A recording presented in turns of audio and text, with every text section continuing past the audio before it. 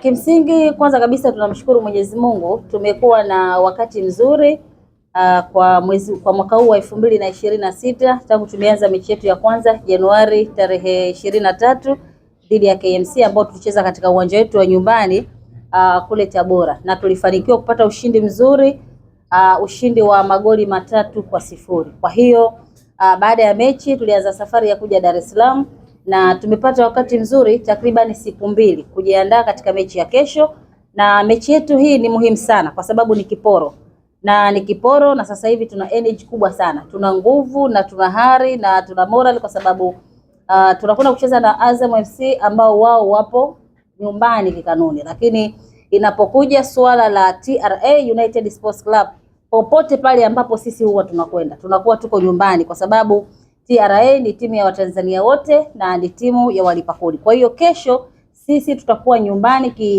kiuhalisia, lakini kikanuni watakuwa nyumbani Azam FC. Na maandalizi ambayo yamefanyika ni maandalizi mazuri kwa sababu tunahitaji kwenda kupata ushindi ili tuweze kuongeza momentum nzuri katika mechi yetu ambayo imepita. Tulitoka kuwafunga wanaume wa Kinondoni magoli 3-0 na sasa hivi tunakwenda kwa zone. Yaani tulikuwa Kinondoni, sasa hivi kesho tunakwenda kushughulika na wanaume wa Chamanzi. Kwa hiyo tukitoka wanaume wa Chamanzi, ratiba inapokuja ndivyo ambavyo na sisi tunajiandaa kutokana na eneo ambalo tunakuwa. Kwa sababu tutakuwa tunakwenda kwa zone.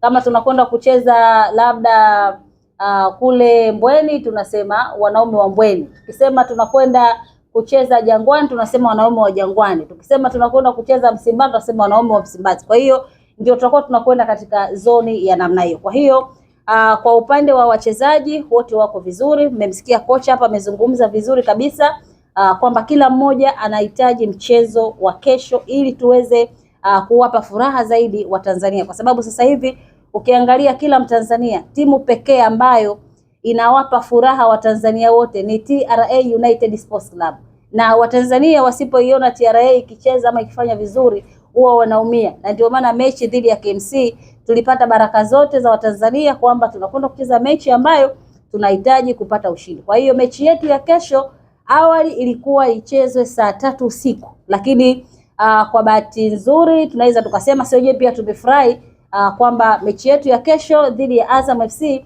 tutakwenda kucheza saa 1 usiku na sio saa 3.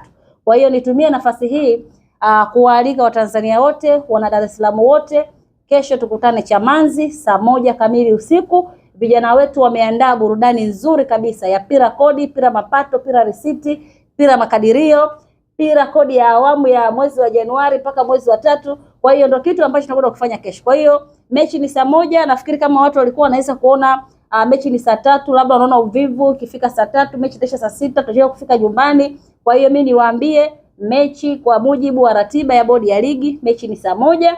Kwa hiyo tuna nafasi ya kufika uwanjani saa 12 na kuanza kuwapa sapoti vijana wetu ambao wameandaa mambo mazuri kabisa kwa ajili ya Watanzania wote na kwa ajili ya wakazi wa Dar es Salaam, lakini kubwa zaidi kwa wanaume wa Chamanzi. Maswali imeisha. Kristina, mnakwenda kukutana na Azam ambayo imetoka kujeruhiwa. Labda hili aliwapa hofu na shaka, pengine kwenda wakataka kwenda kurekebisha makosa yao juu yenu. Kimsingi TRA haijawahi kuwa na hofu na timu yoyote ambayo inashiriki ligi kuu, na hatujawahi kuwa na uoga wowote tunapokwenda kucheza mechi, kwa sababu lengo letu sisi ni kuwapa furaha wa Tanzania.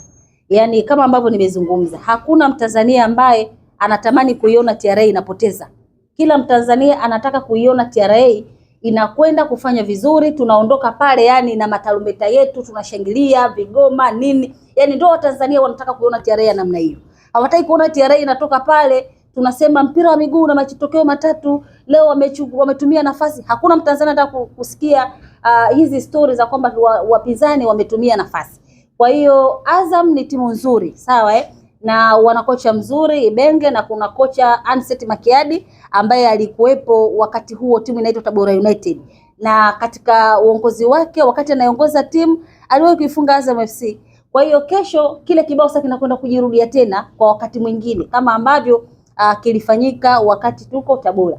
Na Azam nafikiri na wao pia wanaelewa katika mechi ambayo waliwahi kuokota dodo ni ile mechi ya kwanza ambayo ilichezwa wakati ule ndo TRA I mean Tabora iko wakati msimu wao wa kwanza.